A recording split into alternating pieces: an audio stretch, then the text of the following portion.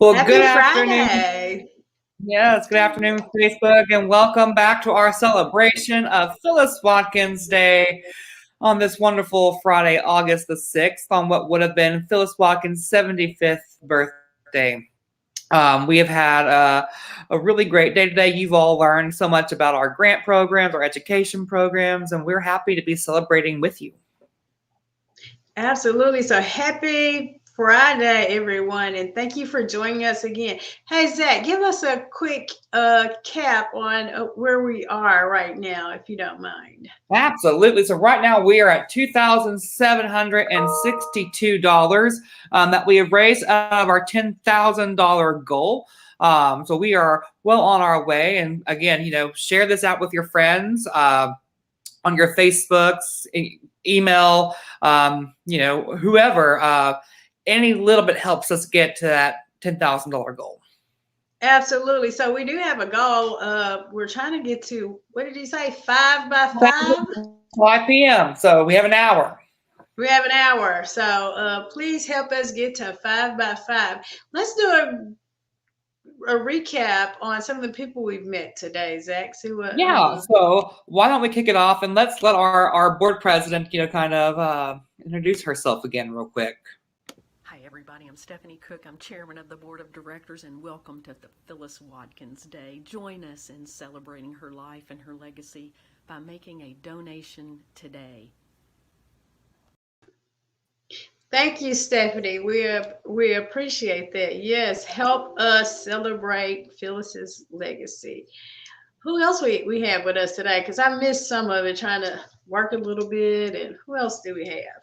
So earlier, Gigi and I had the chance to talk about support groups a little bit, and CJ Shane had actually sent in a video that talked a lot about how Phyllis was really instrumental in crafting these support groups. And so it was a really great video that we're going to share again right now. Okay. Hi, I'm CJ Shane.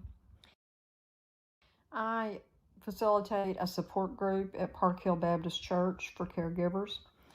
I first met Phyllis 20 plus years ago in an early stage support group. Phyllis, we met together for 2 hours once a week for 4 weeks. And Phyllis took the people that had the diagnosis, and Priscilla Pittman took the people that had the caregivers. And so we'd meet together for an hour, and then we would switch, and then we would have some alone time with just caregivers or just people with diagnosis. And I just immediately liked Phyllis. She was wonderful, and she was so knowledgeable, and so she communicated so well. She was so calm and poised, and she always made everyone around her feel comfortable. She communicated so well and always had time for whatever questions that you'd have. I served with Phyllis also on a board at UAMS, and we'd meet once a year. One particular time, I remember her telling me about that she had I didn't see her real often, but that she had breast cancer, and that she had reconstruction. And I just thought, oh my goodness, this must be so hard. And I believe it was that same meeting that she brought her daughter, I think her name was Erin, with her, her special needs daughter. And she was so very well behaved, and I just admired how Phyllis interacted with her. It was just, it was so good. You could tell that she was such a wonderful mother, and such a great caregiver with Erin. Many times I would call it all over at Alzheimer's Arkansas, and she'd answer the phone. And I'd tell her, I didn't expect you to answer the phone. And she'd always say, well, we're a team here. And So that was all there was to it. No matter what I asked, she could always answer it, or she could put me through to someone that could help me. And it was just a wonderful source of information for me.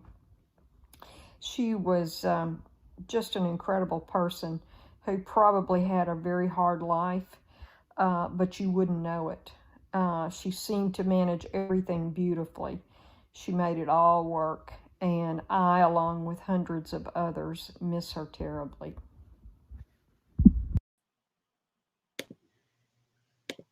Thank you, CJ, if you're watching. CJ is instrumental as a facilitator in North Little Rock. We appreciate her years of service and getting her perspective and her outlook on what Phyllis provided to the organization as a whole and put us on a foundation that I really am grateful to step in and provide compassionate care and be there for caregivers. That's the one thing I love about this organization, is that we are available 24 hours a day, 7 days a week. Being able to know caregivers by name, meet them where they are. I love that. There has been no other place that I've come in contact with that I could give the hands-on needs and meet caregivers where they are. So I really am glad to be able to stand on a solid foundation that Phyllis started for Alzheimer's Arkansas. So for that, I'm grateful. And it's so important, the support groups. We had a chance to talk to Gigi about the importance of them earlier, but for those who may not have been here and were a part of that conversation, again, your donation helps us to be able to continue to train new support group facilitators. And Carolyn, what's the impact that support groups have for caregivers? I think the impact, it can be seen like immediately. I'm going to say support groups are hard for many people to kind of decide to join. It is, it takes time. You have to have someone to care for your loved one, and you're going to be sharing some of your most intimate thoughts and feelings about what's going on in your experience. And a lot of people kind of shy away. Now, I'm going to say for the most part that a lot of people come in and they're not sure, kind of weary about joining. However, when they go, like, things immediately change. Number one, they know that they are not alone, right? They know that whatever they're feeling, it is normal. Any negative feelings, grief, regret, you get with a group of people that understand what you're going through.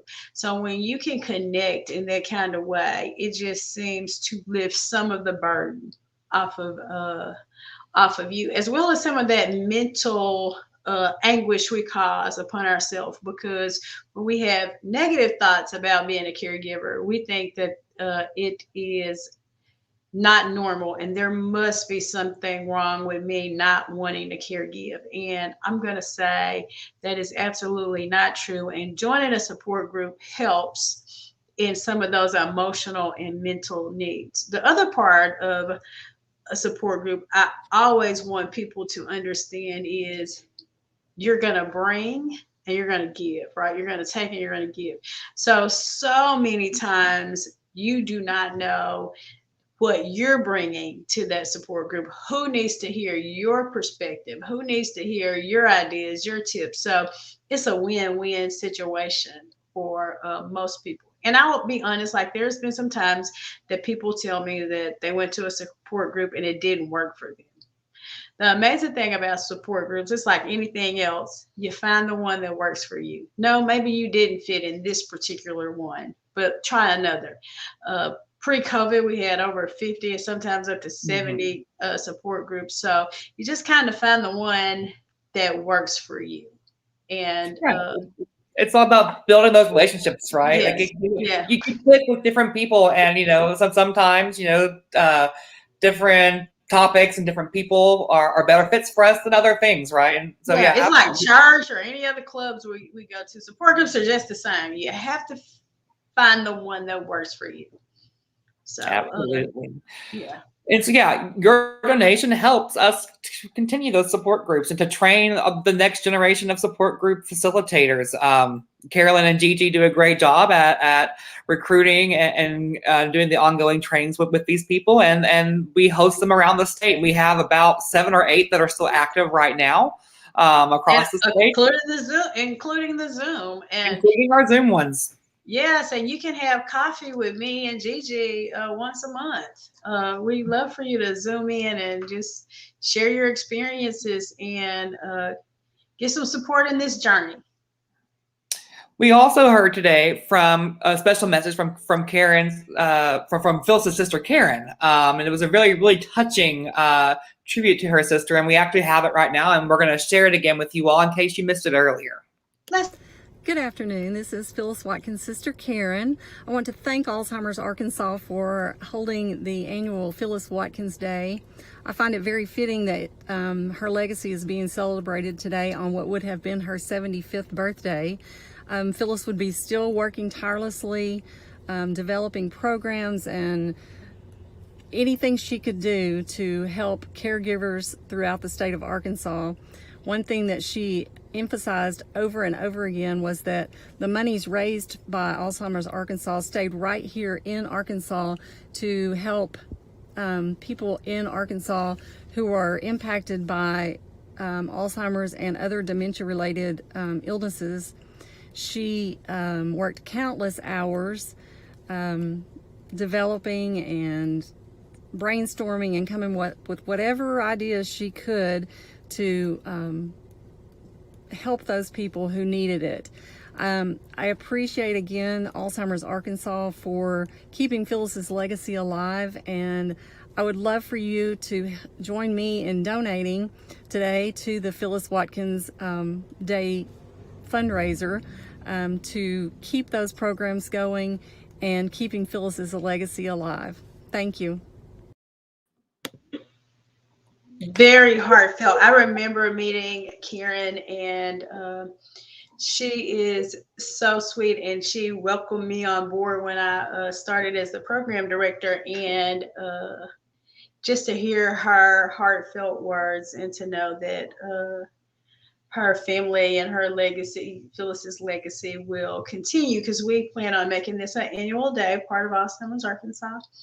And because you have to celebrate the foundation that any organization, any person was built on. And if Phyllis could see us now, I just wanted to thank her for laying that foundation and her legacy. So you can continue to, hey, Richard Mills, good to see you. He's a support group facilitator.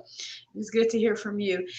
But we want to continue that legacy of being able to help caregivers across Arkansas. So please, if it's $1, if it's $5, whatever you have to help caregivers across Arkansas, please. I have people that's going to drop money off to me at the office, and I'll add it. However that best suits you. Yeah, I have some friends that won't do Cash App. They don't do electronic or digital banking or money transfer, but they're bringing money to me. So we have plenty of ways to donate, right, Zach? We do, and and we still take checks. So if you want to mail a check in, that is absolutely fine. Just let us know, and we'll be happy to just add that to the actual total here. We don't have to, we don't have to add a name or anything. We can just add a total onto the screen. So if you know that you're going to be sending a check, you can give us a call at 501-224-0021 to let us know. You can email me, Zach, Z-A-C-K, at alzark.org, and we'll be happy to get your donation added to the total here. Yes, so we are going to leave you with a happy Friday. Please give, please share, and look for that's how you can share. Click on that, correct, Zach? If they click Link on in that. the comments. Yeah, the link is in the comments. I'm just putting it on the screen so you can see it, but you can go into the comments and actually click on that link and it'll take you to this. Again, we're trying to get to $5,000 by 5 p.m. So about 45 minutes away. And again, just share this, with whoever you think might be interested in helping out here. But every a little bit helps. Every little bit does, and the link will be up. You can donate all through the weekend. So please, just if you find it in your heart and know that caregivers across Arkansas really appreciate this, I will voice that for them. I don't know how many times I can't in a day that caregivers call, send letters, and really are appreciative of the things that you guys allow us to do. So thank you again in advance for your donations. Thank everyone that have already donated. So just share and get your friends to donate $5. All right. And thank you all again and have a happy Friday. Happy Friday.